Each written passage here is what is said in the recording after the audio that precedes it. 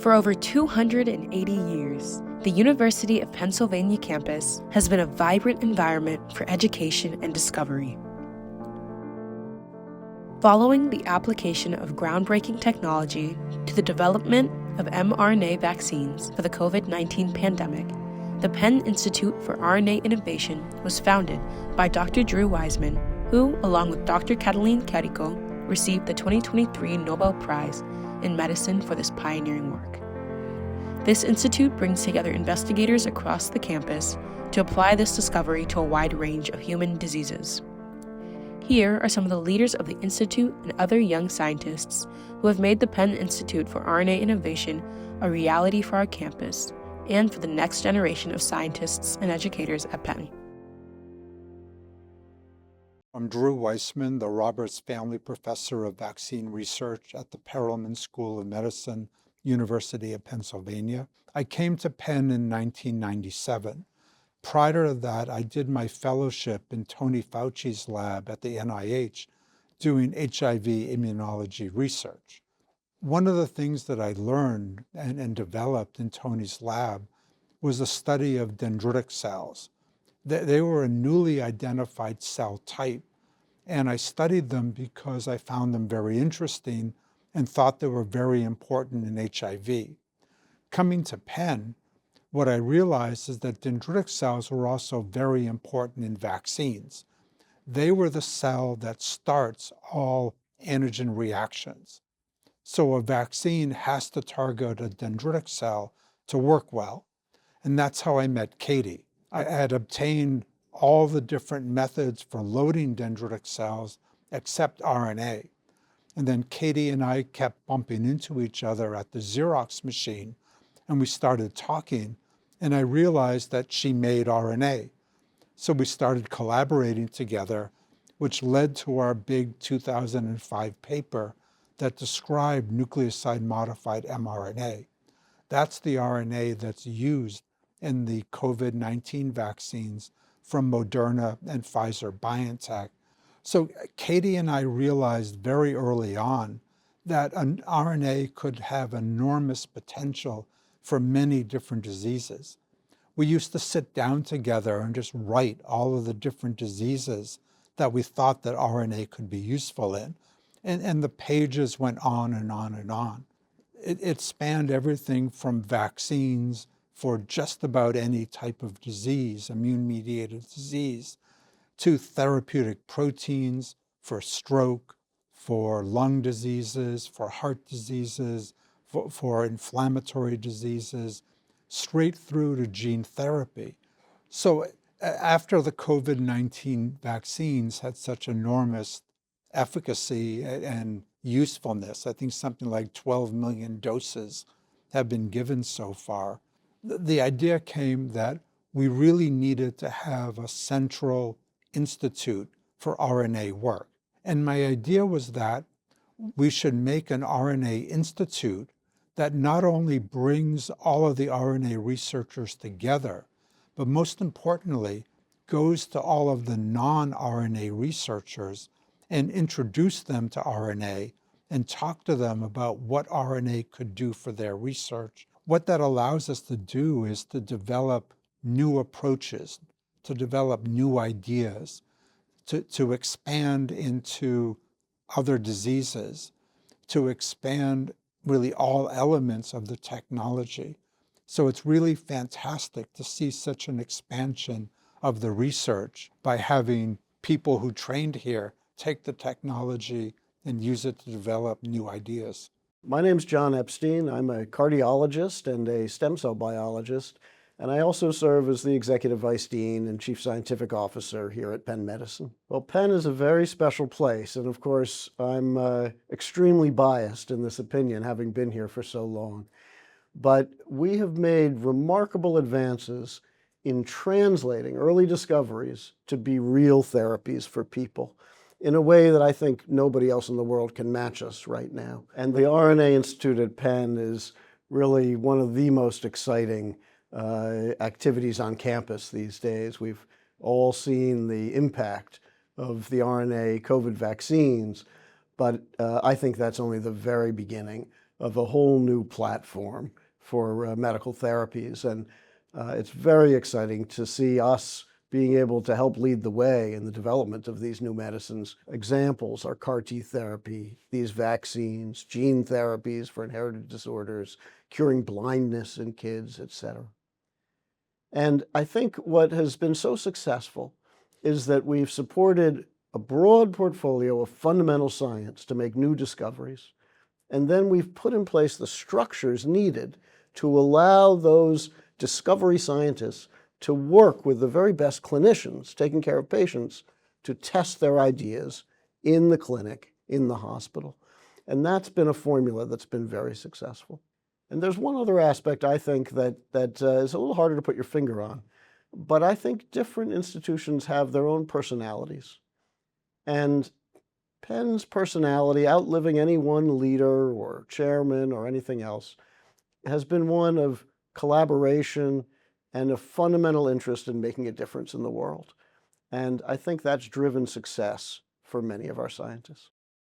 I'm Mike Mitchell. I am an associate professor in the bioengineering department at the University of Pennsylvania. So I'm the group leader for Penn's Institute of RNA Innovation for their lipid nanoparticle drug delivery systems. I also run the lipid nanoparticle core at the RNA Institute. So I think one thing that we bring to the table, not just my lab, but the School of Engineering brings to the table for the RNA Institute, is we're really tool builders. The nanoparticle itself, the lipid nanoparticle, protects RNA. RNA is very fragile, so we need to package it in a way that it could go through our bloodstream and find cells. And what my lab essentially develops is a series of nanoparticles, because as we go beyond vaccines and we want to deliver RNA to different cells and tissues to enable different therapeutics for different diseases, we essentially need different nanoparticles that have a unique, almost GPS to them to get them to the right cells and tissues in the body.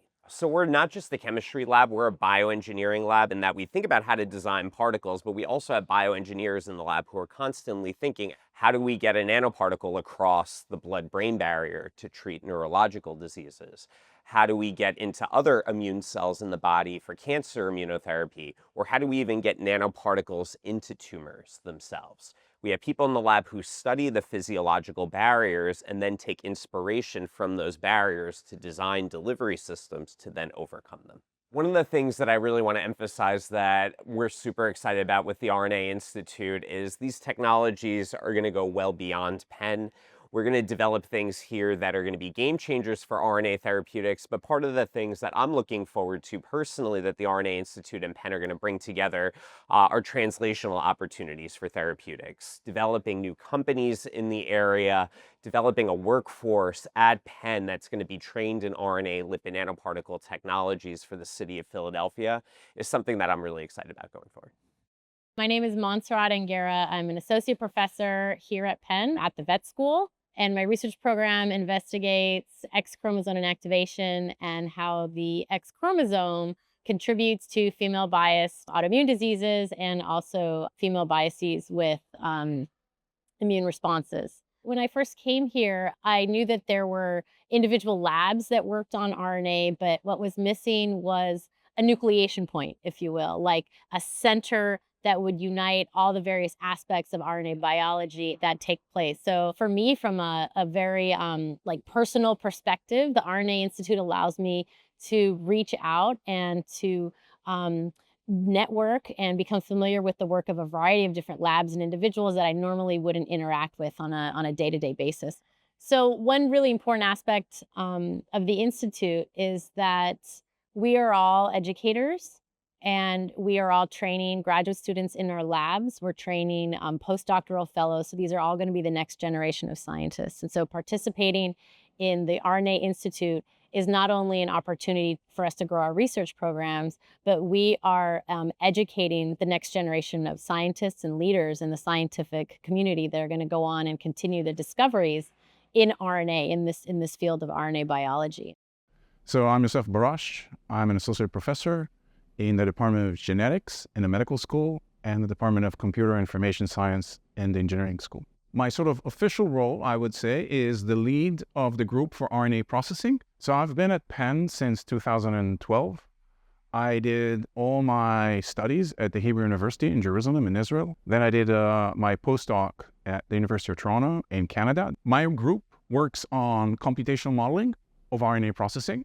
So I just said two things, basically: computational modeling of RNA processing. We study the regulatory processes that control RNA processing, how genetic mutations disrupt this RNA processing stages, and how does that relate to human disease, and building predictive models that can generate RNA molecules that would have specific characteristics, like, for example, specific to the liver, and that's, of course, relevant for vaccines, as we all know, but also other things.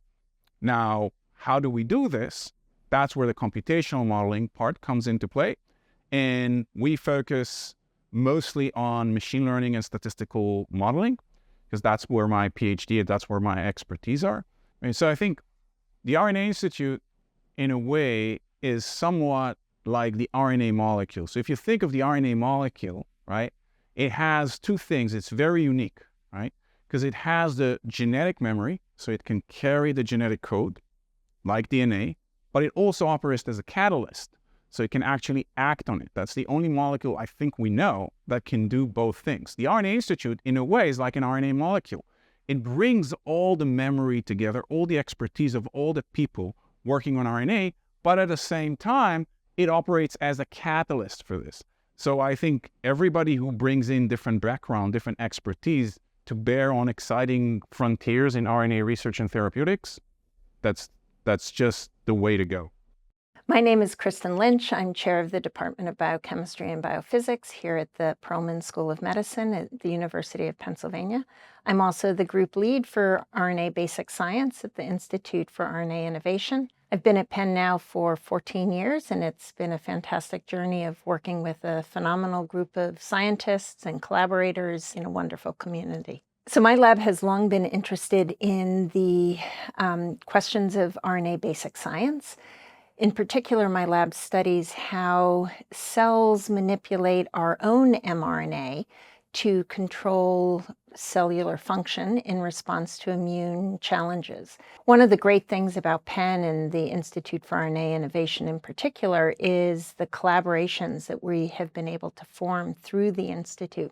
The fact that my lab in the School of Medicine can talk to somebody in the vet school, somebody in the dental school, somebody over at Wistar or in the School of Engineering, that we can bring together these different points of view, the different expertise and strength that we all have, really allows us to do science that is unparalleled at, I think, any other university across the country. So working with Drew over the past 2 years as we've formed the Institute for RNA Innovation has really been a fantastic pleasure.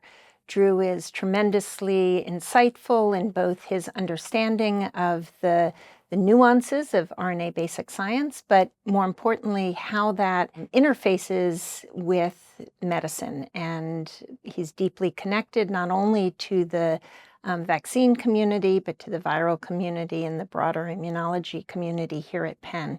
One of the real strengths of Penn is the amazing educational opportunities. I really encourage any student or postdoc who's interested in RNA, in either the basic science or the translational implications of mRNA therapeutics, to really consider Penn as a potential home, given the strength and the collaborative nature of this community. I'm Vladimir Muzykantov. I'm a founder professor of the nanoparticle research. I'm also professor of medicine and pharmacology, and I'm leader of the targeted therapeutic LNP core and team in the mRNA Institute.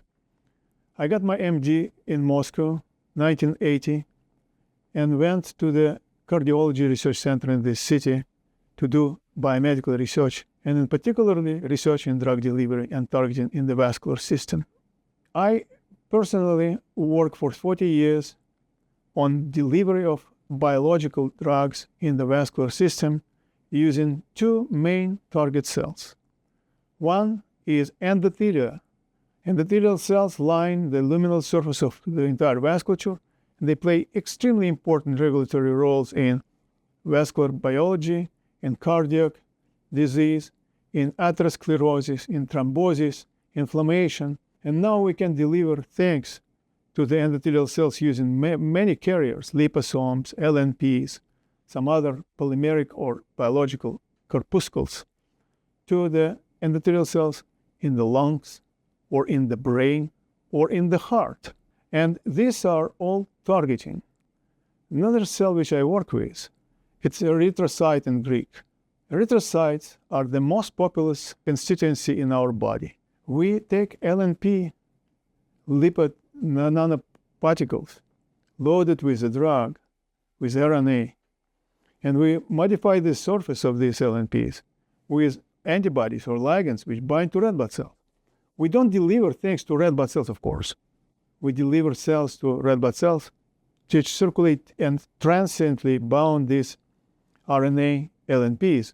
And when they go to the microvasculature, such as the brain after intracarotid injection, or heart after intracoronary injection, or lungs after intravenous injection, the red blood cell squeezes through the microvascular capillaries, and it leaves these nanoparticles loosely associated with its membrane to the endothelial cells in this microvasculature. So you see that even so a red blood cell doesn't have an RNA function on its own, you can co-opt it to perform functions of delivery. mRNA Institute is a piece of art, I would say. It combines so different professions, medical and research, expertises, interests, that with time, the mutual adaptation and configuration of their free collaborations, which is very stimulated at Penn, will produce something like hugely beautiful mosaics. Drew is the best thing which happened to me in the University of Pennsylvania. I love his phrase, "I completely agree with you." This is his very typical phrase, and I love to hear it because to me, his agreement and support and his enthusiasm is vital. For a normal, regular person, getting Nobel Prize is the acme, is the total ultimate zenith of the career. But for Drew, it's not the end. I think Drew and Kate, they epitomize the role of luck and the role of persistence and the role of dedicated work in a success which exceeds any normal comparison. My name is Kreider. I'm an infectious disease fellow, and I've been at Penn for 15 years, and I'm currently a member of Drew Weissman's lab. So I study ways that RNA technology can be used to address chronic infections, either prevent them or treat them. And I think RNA is incredibly special because we can really tailor the ways that we use RNA in order to address really big problems in human health. I treat patients with HIV. This is a disease that I've studied for all of my professional career. And one of the issues with HIV is that it hides really, really well in different parts of the body and even in this genome of the cells that it infects. And when it hides, we can't get rid of it. We need to flush it out in order for the immune system to see it. And so Drew's lab had developed a tool for specifically delivering proteins to the cells that HIV hides in. And so I've been developing a method to try to flush the virus out by developing an RNA that reverses those sleeping viruses. There's so much fun in science of just experimenting and trying it out. And I think that's one of the best things about working with Drew and working with the Institute. We have an idea and we just go for it. This is an environment that really, really pushes for that type of curiosity, the scientific curiosity. So I'm Cassie Liu, an assistant professor in the Department of Biochemistry and Biophysics.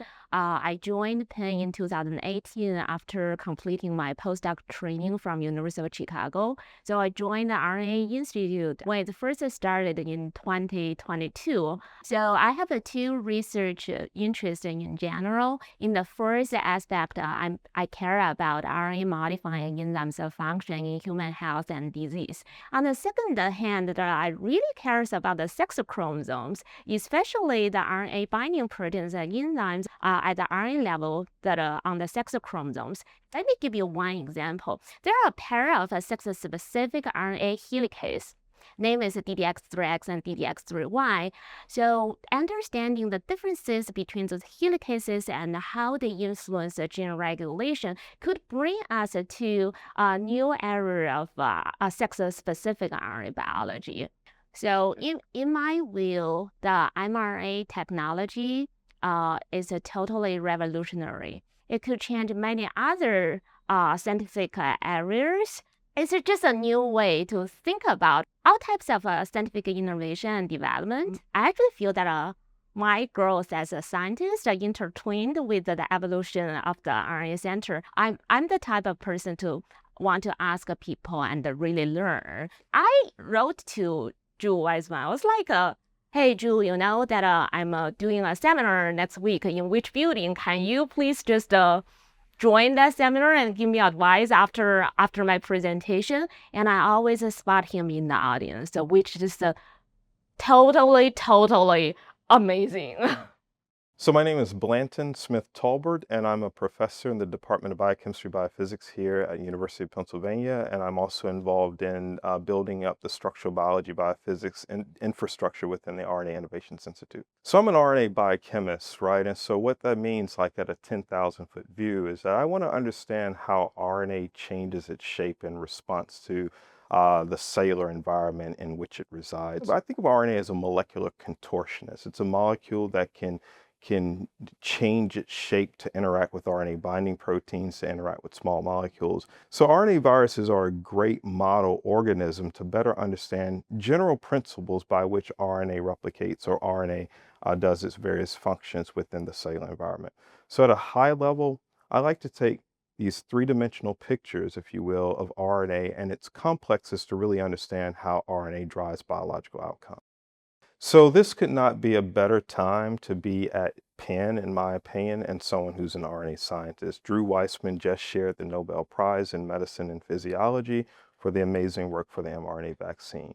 So for someone who's really been thinking about RNA pretty much my entire career, to land in a place like this and to be able to contribute the type of expertise that we have, again, which is really looking at this fine atomic level details of RNA and work with this amazing group of scientists in the RNA Innovations Institute is just extremely exciting. So one of the things that I'm also equally excited about working with Drew is his passions for equity and inclusion. And so I know he's doing a lot of this at an international level. I've been thinking a lot of this more at a national level. How do we make sure we attract more people, regardless of their backgrounds, into the scientific enterprise, and really provide them with the blueprint, if you will, to be successful? And so very excited about, again, combining my passions for science, particularly as an RNA scientist, with also trying to inspire, to attract, and to give other people opportunities to actually do research. I'm Sara Cherry. I'm a professor in the University of Pennsylvania School of Medicine, and I'm in the Department of Pathology and Laboratory Medicine. And I'm also the leader of therapeutics within the RNA Institute. So my lab is really interested in understanding viruses that infect people, and mostly viruses that we consider emerging or re-emerging, which are a large group of RNA viruses, many of which are transmitted to people from vector insects. And so in order to come up with new drugs to treat these viruses, what we use is something called high-throughput screening. And what we do is we have robotics and liquid handling machines that are able to put drugs into small wells, and then we can infect them with the viruses and ask, well, which drugs can block the virus from being able to infect those cells?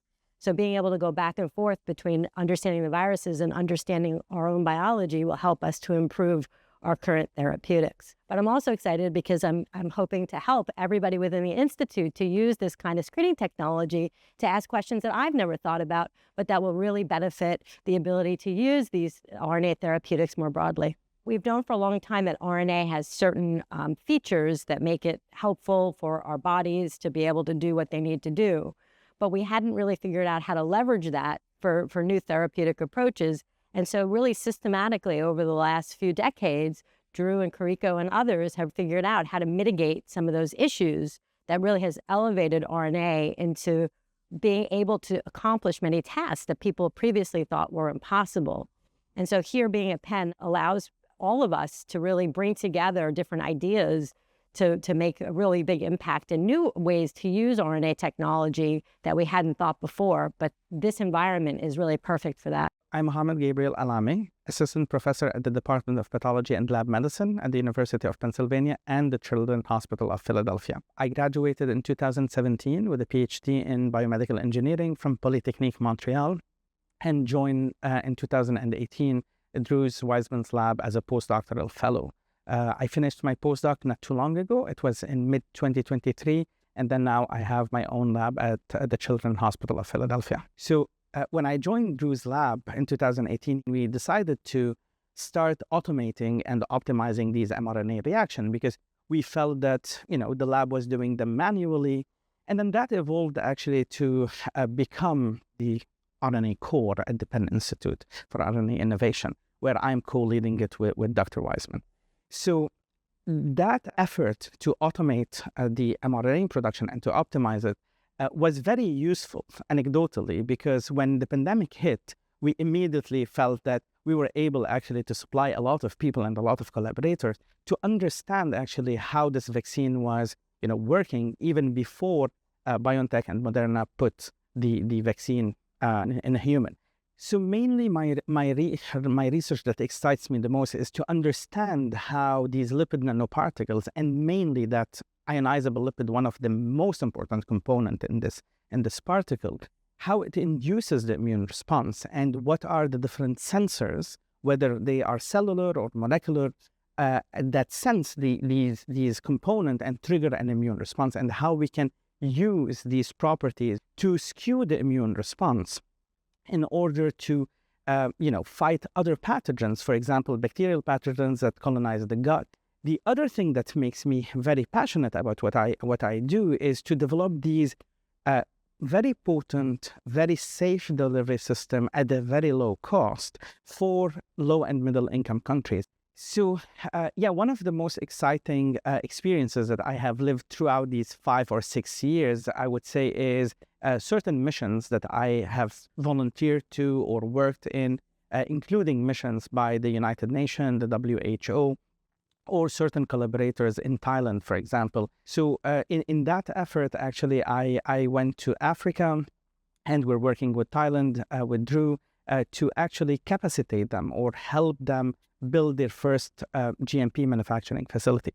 So the experience from a small-scale RNA to a very large-scale RNA or a very large-scale mRNA LNP was very challenging and exciting. And with our collaborators in Thailand, we already actually were able to put a vaccine in phase 1 and phase 2 clinical trials. So it's very important actually to help low and middle income countries to have their own capabilities. One, because it will reduce our production burden here in the developing world, but also it gives them the speed to respond very quickly to any epidemic or pandemic that they have.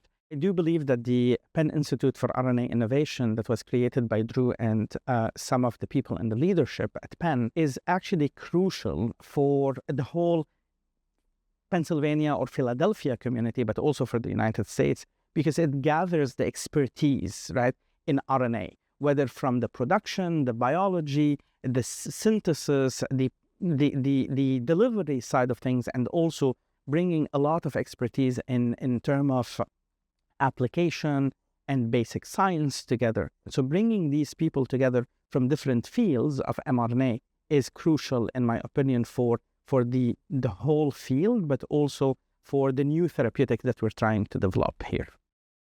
My name is Tian. I'm at the Wistar Institute on Penn campus. I'm an RNA biologist. I've been studying RNA for over 30 years. And I joined Wistar and at the peak of pandemic, 2020. And since then, my lab has been focusing on studying RNA in cancer, as well as inflammation. We are very interested in targeting RNA biogenesis and metabolism for cancer therapies. It turns out different cancer types have vulnerabilities at the different steps of RNA biogenesis and metabolism. And to identify those vulnerability steps will allow us to develop new targeted therapies based on RNA. So Wistar Institute is well known for its research in cancer fields, as well as vaccine development. And to be a part of Wistar, as well as on the Penn campus, I feel very privileged to bring my Wistar perspective to the Institute and to forge collaborations and then work on collaboratively on certain big problems in the RNA field. I'm Stefano Rivella. I'm a professor of pediatrics at Children's Hospital of Philadelphia, and I moved here in 2015. I'm interested in science, but also interested in applying the science to cure people. That has been the motivation in my life, how to use the basic science, how to use the information that we gather from learning about system biology, from microorganisms like your viruses to more sophisticated cells and the human biology, and how to intertwine these two field of knowledge, right, to develop novel therapies. And so what I'm very excited about right now is the technology we develop here at CHOP and Penn in collaboration with Dr. Weissman and Dr. Parhiz. And we're very excited about the fact that we prove that it's possible to deliver RNA-modified cell fate of, in this case, bone marrow cells. And these bone marrow cells are important because if you can change the fate of bone marrow cells, you can change the gene of bone marrow cells, the genetic information of bone marrow cells, you can cure many diseases. If you are born with a mutation that leads to sickle cell anemia, we potentially one day correct that mutation, and you don't have to live with sickle cell anemia, or you never experienced sickle cell anemia. So what excites me about the RNA Institute is that it's something so unusual and special and extraordinary that we didn't have before. I can interact with scientists that have this knowledge. It's a wide opportunity for me and for many other scientists because we were aware of this technology, but the fact that here we have experts that can speak this language, it's really important for many scientists, from me and including many others that are interested in this technology. I'm Jilian Melamed, and I'm a postdoctoral researcher in Drew Weissman's lab at the University of Pennsylvania. I've been working in the lab for about 2 years now, and I'm interested in developing mRNA therapeutics as tolerizing vaccines for autoimmune disease and allergy. My background is actually in cancer nanomedicine, and I started by getting my PhD at the University of Delaware. From there, I really developed an interest in RNA delivery and gene therapy. So I went on to do a postdoctoral fellowship with Katie Whitehead at Carnegie Mellon, and that's where I fell in love with all things lipid nanoparticles and mRNA. Since joining Drew's lab, I've developed a particular interest in a new up-and-coming field of tolerizing vaccines, and those can be used to treat autoimmune disorders. In autoimmune disease, your body's immune system is mistakenly attacking your own cells. So in a traditional vaccine for an infectious disease, you want to deliver your RNA encoding your antigen and supply your body's immune system with lots of pro-inflammatory signals so that your body knows to attack and kill this protein when it sees it. Well, in autoimmune disease, your body is already doing that, and we actually want to stop that from happening. We can use our same RNA to present that same antigen, but we want to provide the immune system with anti-inflammatory signals so it knows that when it sees that protein, that it should back off and leave it alone.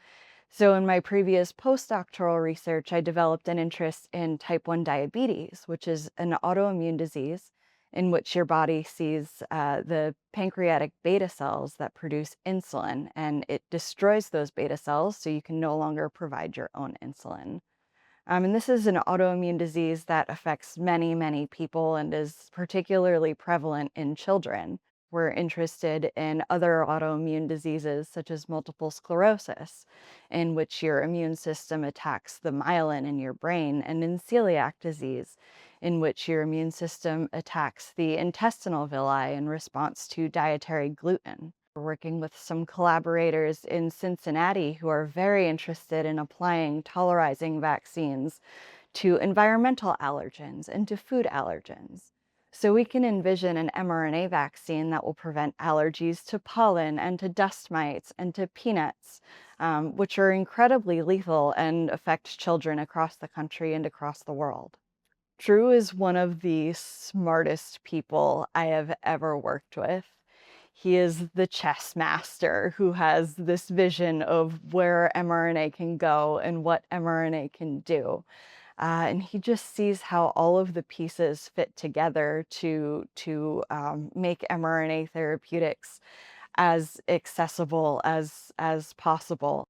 It's hard to put into words how exciting it is to be at Penn right now, to be at the epicenter of mRNA therapeutics as they're really coming to be recognized for all of the potential that they have. I couldn't be more excited to be a part of Penn. I love this institute so much. I love how everyone is so excited to work towards the same goals of using mRNA to treat diseases that have historically been incurable, and how to make this technology accessible to as many scientists, to as many patients as possible around the world. I'm Anthony Phan. I'm a postdoctoral fellow in Chris Hunter's lab at the vet school here at Penn. I've been here for about 6 years now, and I've been primarily trying to understand how the immune response works to a variety of pathogens. Ultimately, the COVID vaccines worked really well. They've helped protect millions of people around the world, but there's room for improvement. And trying to understand exactly how they do their job, we think that we can improve on what the vaccines do right now. We think that we can apply them to other diseases, and hopefully we can apply them in other therapeutic use cases, potentially in cancer. We've been very excited to collaborate with Drew Weissman. Mohamad-Gabriel in Drew Weissman's lab has also been incredibly supportive and helpful throughout the whole process. So the RNA Institute is a really exciting new collaborative effort here at the university. We're really excited because it centralizes all of this expertise into one building and one location for the most part, and it makes it easy for us to know who's involved, who's working on different things, and hopefully that'll give us an opportunity to have even more interdisciplinary work with a variety of PIs on campus. It's an honor to be here at Penn and have an opportunity to collaborate with a Nobel laureate like Drew Weissman. The opportunities here at Penn, the resources that are available are great and second to none. And the ability to have the RNA Institute here just a few blocks away from the vet school where Chris's lab is provides us a great opportunity to collaborate with really brilliant scientists, and we're looking forward to continuing that in the future. My name is Elena Atochina-Wasserman. I'm research assistant professor in Drew Weissman's lab, RNA Institute and Infection Disease at University of Pennsylvania. In 1994, I came to University of Pennsylvania for Institute Environmental Medicine, where I worked together with Aaron Fisher and Vlad Muzykantov, and we work on a multiple project to deliver drugs to the pulmonary endothelium.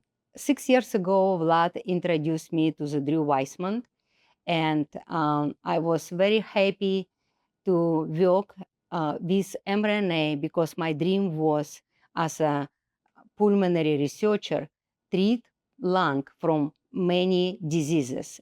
Working with Drew Weissman, it's amazing. It's a best boss ever. He's very smart, of course, Nobel Prize laureate. He's very passionate about everything what he do. So RNA Institute and mRNA platform, it's so new. It's such a new technology. It's like you feel you in front of the line, nobody in front of you. And whatever you go, whatever you dig, you find gold everywhere, left or right and front.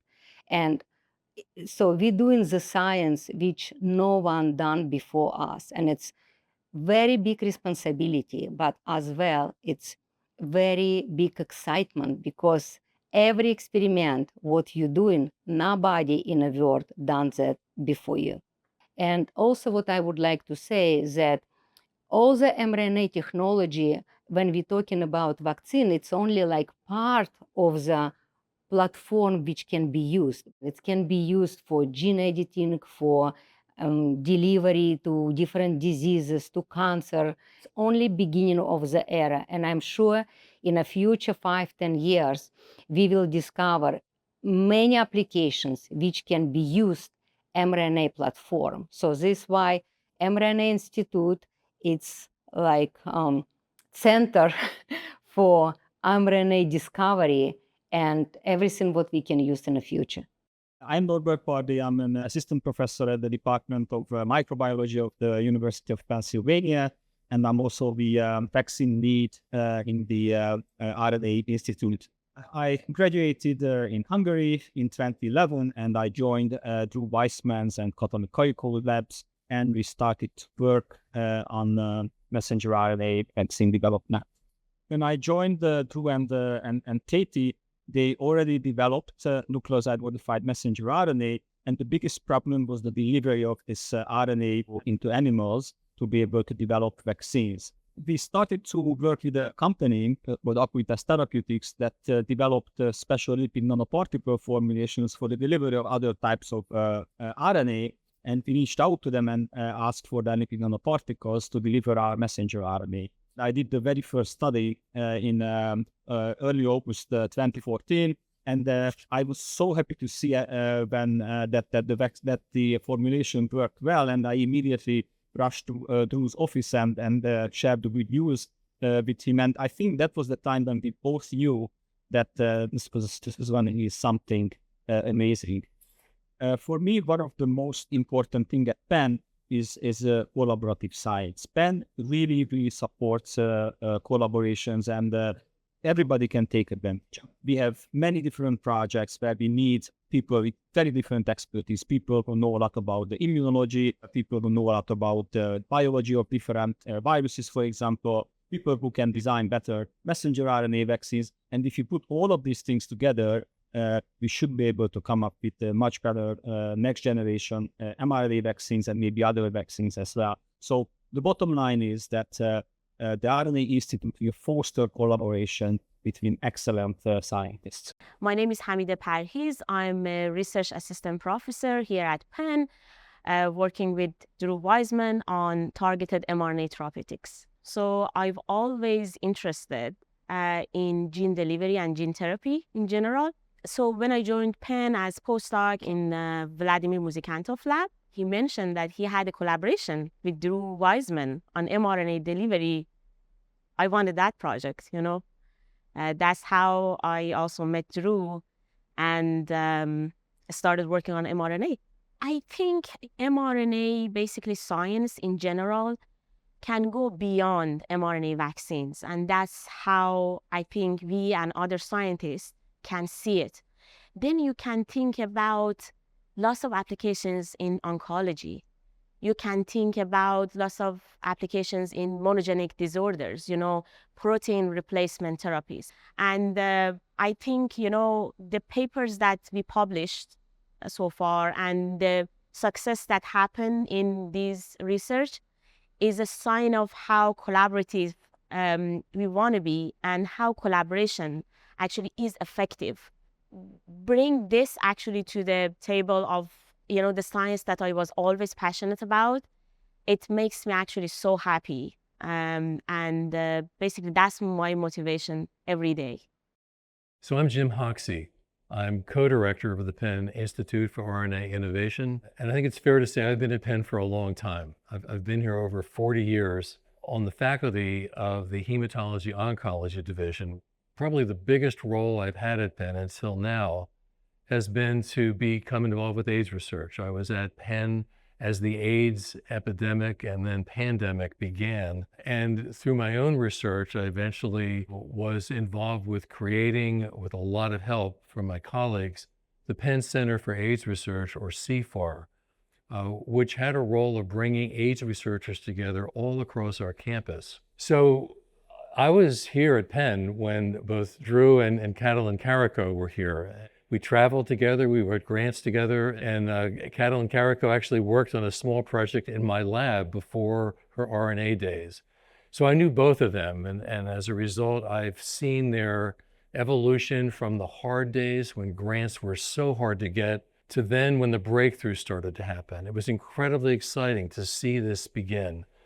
And so to watch them get to the level where they are now, Nobel laureates, and to have the ability to form an institute like this, it's their dream come true. And in many ways, it's a dream come true for me as well, to see their success and to have just been witness to this over the years. So I'm thrilled to have the opportunity to join Drew in the leadership of this new institute, and hope that I can, as I did with AIDS researchers on campus, help to bring our scientific community, our basic researchers and our clinic researchers together. Our goal is to get people talking who haven't talked before, and to create resources that will allow the technology of RNA science to be engaged with the clinical understandings of what the targets are, what we need to do to make advances, and to bring this together into one entity.